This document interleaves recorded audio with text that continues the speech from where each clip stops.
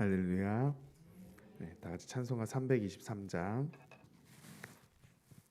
통합 찬송가는 355장입니다. 찬송가 323장, 통합 찬송가 355장.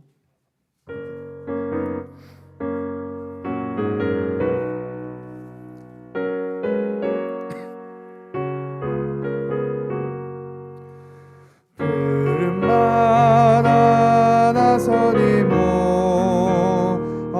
어디든지 가오리다. 괴로우나 즐거우나 주만 따라가오리니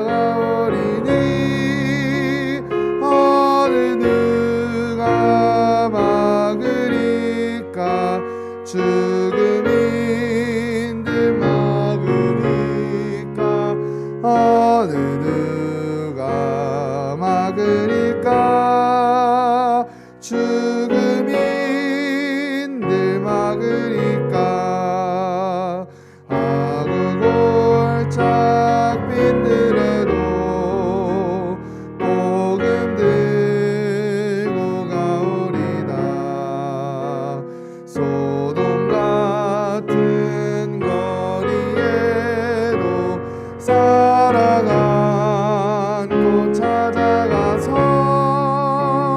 종의 몸에 지닌 것도 아낌없이 드리리라. 종의 몸에 지닌 것도 아낌없이 드리리다. 존귀 영광 모든 권세 주님 홀로 받으소서. 멸시천대 십자가는 제가 지고 가오리다. 이름 없이 빛도 없이 감사하며 섬기리다. 이름 없이 빛도 없이 감사. 3절 다시 함께 찬양. 십자가는 제가 지고 가오리다. 이름 없이 빛도 없이 감사하며 섬기리다. 이름 없이 빛도 없이 감사하며 섬기리다.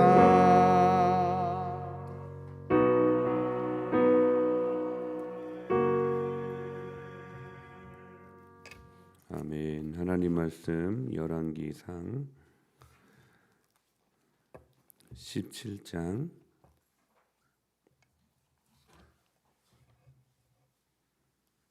17절부터 24절까지 말씀을 교독하겠습니다.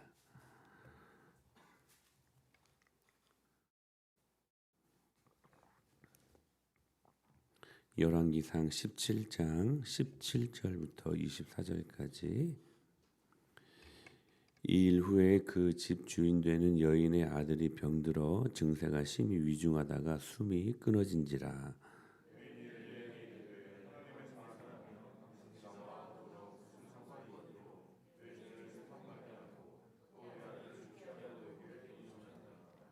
엘리야가 그에게 그의 아들을 달라 하여 그를 그 여인의 품에서 받아 안고 자기가 거처하는 다락에 올라가서 자기 침상에 누이고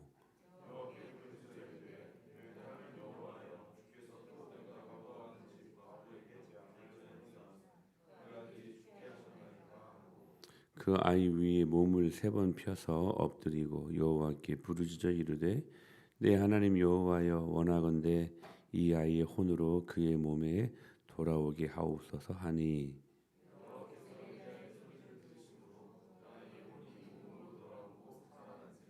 엘리야가 그 아이를 안고 다락에서 방으로 내려가서 그의 어머니에게 주며 이르되 보라 내 아들이 살아났느니라.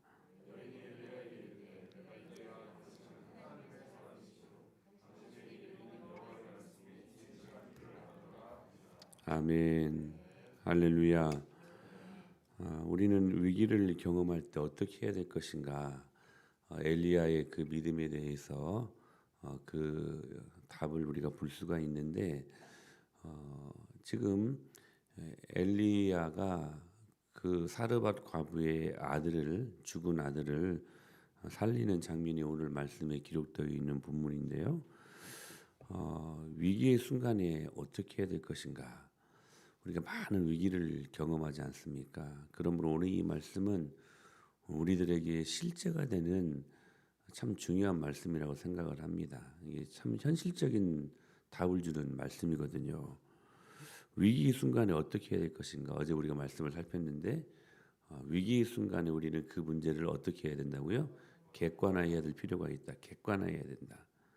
내 문제를 내가 안고 있으면 죽은 아들을 그 여인이 계속 안고 있으면 통곡하고 슬퍼한 나머지 다른 방법을 찾을 수가 없었는데 엘리야가 그 아들을 그 여인에게서 그 어머니에게서 떼어놓잖아요.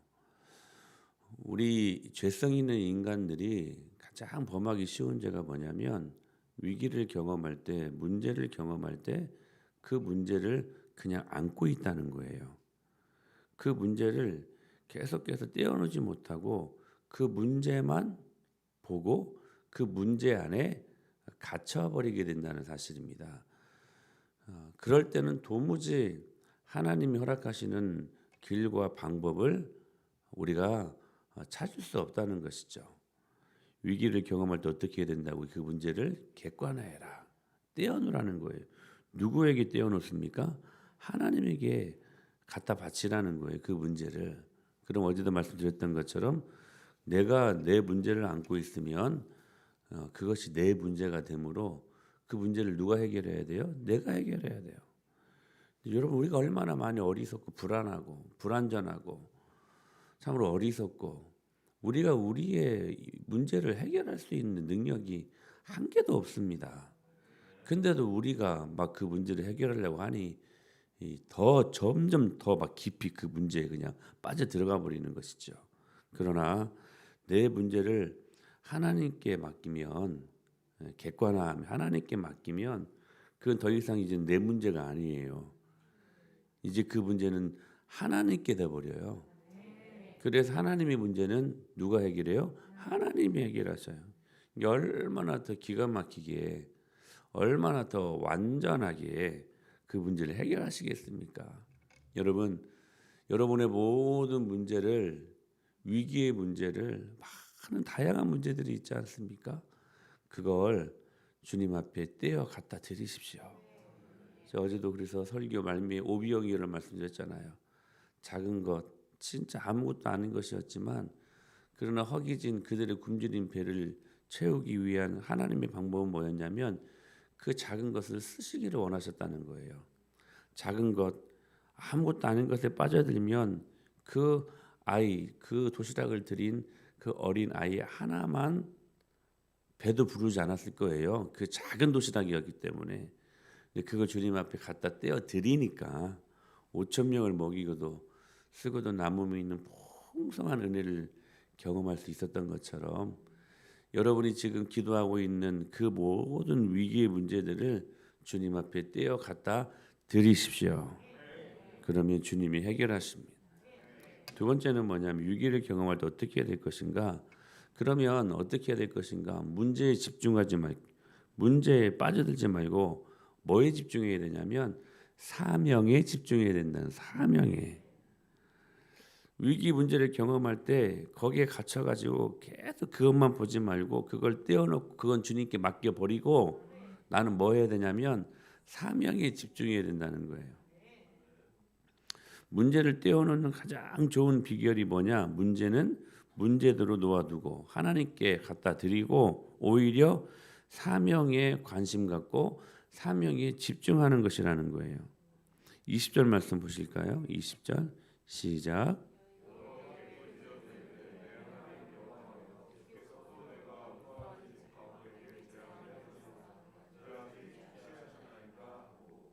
자 보세요. 지금 엘리야가 이렇게 말합니다. 여호와께 부르짖어 이르되 내 하나님 여호와여 주께서 또 내가 이 또라는 단어가 참 재밌어요. 그러니까 엘리야도 좀 힘들었던 것 같아. 자 그리시니까 가뭄은 그리고 사르바 용광로에 갔는데 근데 또 이 아들이 죽은 거잖아요. 그러니까 내 하나님 여호와여 주께서 또 내가 우고하는 집과 왜 계속 이 일들을 이렇게 막 주십니까? 저 힘들어서 살겠어요. 막 이런 거예요 지금. 그러니까 엘리야도 그래서 야고보가 말하기를 우리랑 똑같은 성정을 갖고 있었다. 이게 또라는 단어에서 그게 이제 보여요. 그렇죠? 그런데도 이 문제를 지금 경험하고 있음에도 불구하고 엘리야는 역시 엘리야예요. 이 일의 배후에 짙게 깔려 있는 하나님의 섭리를 엘리야는 보기를 원했다는 것이죠. 그것이 뭐냐면 바로 사명이라고 하는 거예요. 지금 엘리야는 죽은 과부의 아들이라는 급박하게 돌아가는 문제를 보지 않고 왜 하나님이 이 일들을 허락하셨는가? 지금 그걸 묻는 거예요. 지금 하나님의 섭리를 묻는 거예요. 곧 사명에 집중하고 있었다는 것이죠. 엘리야는 지금 아들이 죽었어요. 근데 거기에서 무슨 사명이고 뭐고 우리는 흔히 이런 생각을 하지 않습니까? 지금 먹고 살기도 지금 그냥 죽겠는데 무슨 사명입니까? 근데 엘리야는요 그 긴박한 위기 속에서 꿈과 비전 곧 사명을 보게 되었다는 사실이에요. 옛날 저 어렸을 때 우리 막 어머니 또래 그러니까 권사님들 이런 분들 보면 남편도 안 믿어요. 자녀들도 그렇게 속썩여요. 가난하기도 해요. 그런데 교회에서 살아요. 그리고 교회가 하는 일들은 다 맡아 해요. 어린 마음에 자기 일도 지금 해결해야 될 게 한두 가지가 아닐 텐데 어린 마음에 그런 생각이 들더라고요. 아니 자기 집안부터 구원해야지. 근데 안 그러시더라고요. 그냥 집안의 문제는 집안의 문제대로 놓아두고 교회가 부흥회며 뭐 수련회며 옛날에 우리 성경학교나 수련회 때는 여전도회가 송도루째 가가지고 막 밥 해주고 하나의 축제가 막 일어나지 않았습니까? 그 참 좋은 전통이었던 것 같은데 그냥 집안 구원은 내팽개치고 막 교회 일만 하는 것 같았어요. 근데 그게 그분들이 하나님의 말씀을 제대로 아는 것이었더라고요. 만약에 집안 문제에만 그 문제만 해결하려고 들어섰으면 도무지 그 문제 해결되지 않았을 거예요. 집안 문제는 집안 문제대로 내어두고 하나님께 맡겨두고 이분들은 그냥 하나님 일 하는 거야. 근데요 제가 어렸을 때 보니까요 하나님 앞에 사명을 갖고 그렇게 헌신한 그런 권사님들 보면요 다 나중에 남편 다 교회 나오고요 자녀들 다 문제들 해결되고요 하나님이 그렇게 모든 문제들을 이루어 가시더라고요. 그분들 자녀들 중에 목회자 가정들이 굉장히 많이 나왔었어요. 사명자들이 굉장히 많이 나왔었어요. 사랑하는 여러분, 어떤 분은 그래 남편 구원 거기에만 막 매몰돼요. 그래서 정작 여러분 주님 일 하지 못한 사람들이 얼마나 많은지 몰라요. 남편의 문제, 가정의 문제는 가정의 문제대로 그냥 하나님께 맡겨버리고 여러분 사명에 집중하라는 거예요. 그게 뭐냐면 우리 그 말씀 들었잖아요. 먼저 그의 나라와 그의 의를 구하는 거야. 그게 뭐냐면 사명에 집중하라는. 그러면 이 모든 것 입을 것 먹을 것 마실 것 너희에게 더 물어주시리라. 할렐루야. 위기의 때 불쑥 사명이 주어진다는 거예요. 여러분 사사들을 보십시오. 사사들은 저마다 개인적인 핸디캡, 개인적인 장애들을 갖고 있었던 사람들 아니었습니까? 그때 그들은 개인적인 장애를 보지 않고 뭘 보냐면 오히려 사명에 집중해. 사명에. 한번 보실까요? 온니엘 여러분 아십니까? 이분은요 나이가 많아서 이제는 삶을 마감해야 될 상황이었어요. 그러니까 나는 나이 많았다 이거 핑계 대지 않아요. 변명이 될 수 없어요. 이제 거의 생을 마감해야 될 그 상황 속에서 하나님이 그를 부르시거든요. 그러니까 나이 많아가지고 자신의 몸도 제대로 가눌 수 없는 그 사람을 하나님이 부르시더라고요. 근데 온니엘이 그 사명 하나님 부르심에 아멘하고 따라가요. 주님이 그 일들을 하게 하시고 할렐루야 그의 장애도 이기게 하셔요. 에훗 오른손에 장애를 가진 왼손잡이 에훗이라는 말이에요. 당시에 여러분 왼손을 쓴다는 것은 장애입니다. 장애. 예. 그러니까 오른손이 고장이 난 거예요. 그냥 우리 왼손이 아니 왼손잡이가 아니라. 근데 하나님이 그 에훗에게도 사명을 주시잖아요. 근데 그 사명에 집중해요. 오른손의 장애라는 그 아픔에 그 문제에 집중하지 않고요. 사명에 집중하니까 하나님이 사용하시는 통로가 되더라는 거예요. 삼가를 보세요. 그는 막대기 하나로 목동 그러니까 가장 비천한 신분 중에 하나 아닙니까? 소를 치고 양떼를 치는 목동이었습니다. 근데요 그 가장 비천한 직업 중에 하나인 이 삼갈이요 하나님의 사사가 되어서 그 장애를 이기고 가난이라는 장애를 이기고 여러분 하나님의 사명 앞에 순종하는 사람이 되지 않습니까? 디브라를 보십시오. 여인이었습니다. 당시의 여인들은 여자들은 사람 죽이도 끼지 못했습니다. 당시 문화가 그랬어요. 그런데 그 여인에게도 사명을 주시잖아요. 사명을 할렐루야.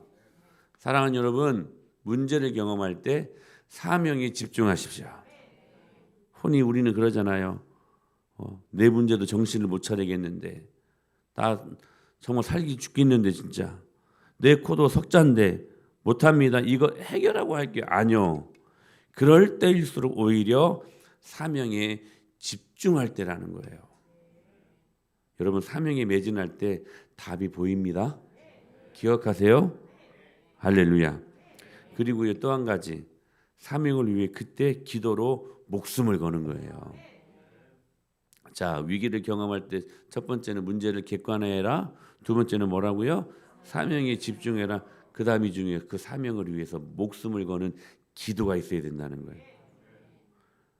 기도는 정말 중요합니다. 40일 특정기가 중요한 게 아니고 여러분은 매일매일 기도해야 될 사람들이에요. 사명을 이루기 위해 엘리야가 기도하기 시작해요. 여러분 모든 기적의 출발은 기도에 있습니다. 40일 특적이 끝났다고 여러분 기도 끝나는 거 아니에요. 여러분 40일 특적이는 그 이후에 여러분의 모든 라이프 스타일이 기도의 삶으로 이어지게 하게끔 하기 위한 특별한 수단이지 그게 다가 아니에요. 20절에 이렇게 말씀하시죠. 20절 시작. 여호와께 부르짖어야 할렐루야 됐습니다. 여호와께 부르짖어야. 여러분 아들이 죽었는데 그냥 기도가 나옵니까? 그냥 보통 기도가 될까요, 여러분? 예? 진짜 우리 자녀들이 죽었으면 여러분 지금 이태원 그 참사가 일어났음에도 불구하고 얼마나 많은 아픔들이 있지 않습니까? 여러분 내 자녀가 죽었어요. 부르짖어 기도할 수밖에 없어요. 21절에도 보니까 21절 시작. 그 아이 위에 몸을 부르짖어 이르되 부르짖다라는 말이 히브리어로 카라라는 말인데 급히 부르는 절박함과 안타까움이 섞여 있는 표현이래요. 지금 엘리야는요 사명을 이루기 위해 뭐 했어요? 기도했어요. 근데 그 기도가 보통 기도가 아니에요. 지금 급히 부르는 절박함과 안타까움 그러니까 진짜 인사불성이야. 그 어머니도 마찬가지겠지만 사명자인 엘리야의 입장에서도 여러분 만약에 여러분의 자녀들이 죽었다고 저한테 전화가 갑자기 왔어요.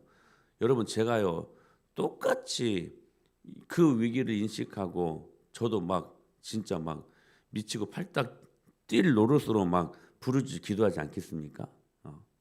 그렇게 기도할 수밖에 없겠죠. 여러분, 근데 중요한 건 뭐냐면 엘리야는 그 아들을 살려내기 위해서도 부르짖어 기도한 것이지만 이 아이를 살려낼 때 하나님이 어떤 이 가정의 비전과 사명을 주실 것인가에 대한 초점을 더 맞추어서 오히려 사명을 위해서 이 사명을 이루기 위한 간절한 기도가 이어졌다는 사실입니다. 사랑하는 여러분, 우리 은혜마을교회는 사명이 있습니다. 그 사명이 뭡니까? 마음을 다하여 전심으로 하나님을 찬양하며 예배하며 은혜를 경험하고, 그리고 함께 울고 함께 웃는 역동하는 소그룹을 이루고, 그다음에 뭐예요? 이웃과 열방을 섬기고 다음 세대를 책임지는 은혜마을 공동체이다. 할렐루야. 사명이 있지 않습니까? 여러분, 저와 여러분은 예배 시간마다 주님을 만나야 되는 사명이 있어요. 주님 만나십시오. 그리고 역동하는 소그룹 안에서 치유와 회복을 경험하셔야 돼요. 사명이에요, 사명. 그리고 이웃과 열방을 섬기는 것도 사명이에요. 그리고 우리 계속 여러분 아울리치를 통해서 구제하는 통해서 여러분 이웃들을 섬기지 않습니까? 또 무엇입니까? 다음 세대를 계승하고 책임지는 일들도 사명이에요, 사명. 그래서 우리 아이들을 참으로 우리가 믿음으로 가르치려고 애를 쓰는 거예요. 애를 쓰는 거예요. 어떤 교회랑 비교할 수 없을 정도로 애를 써요. 다음 세대가 이어져야 되니까. 여러분, 가장 큰 저주가 뭔지 아세요? 다음 세대가 끊어지는 거예요.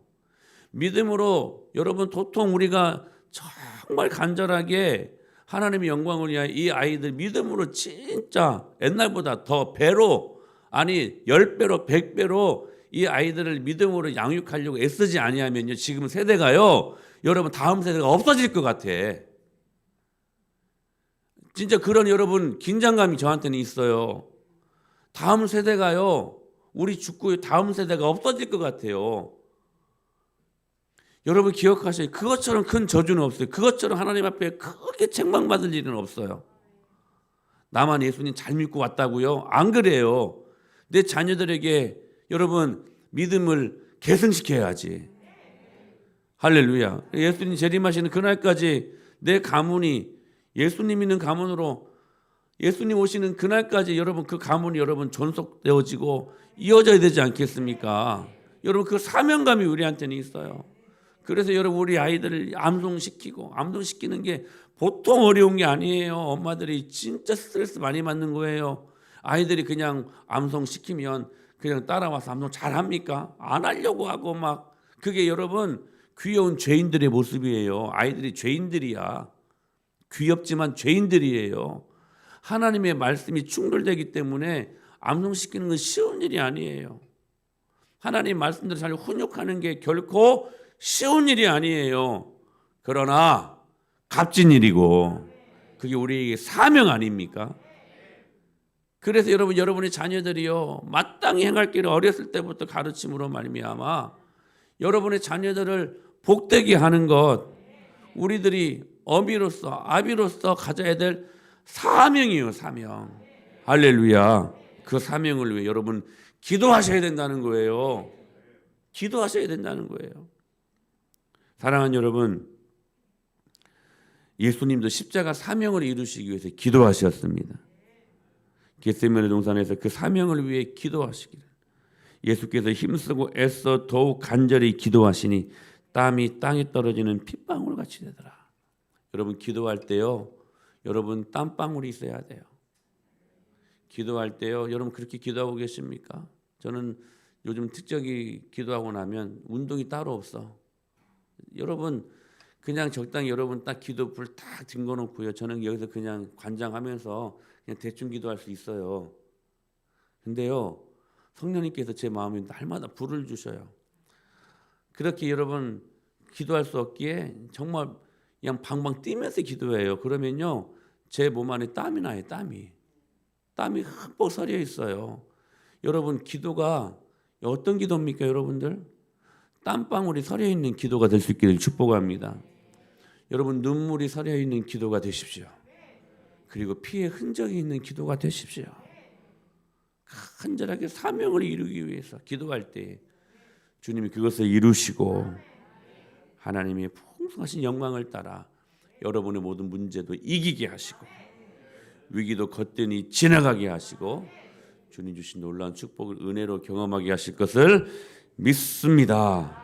기도하십시다.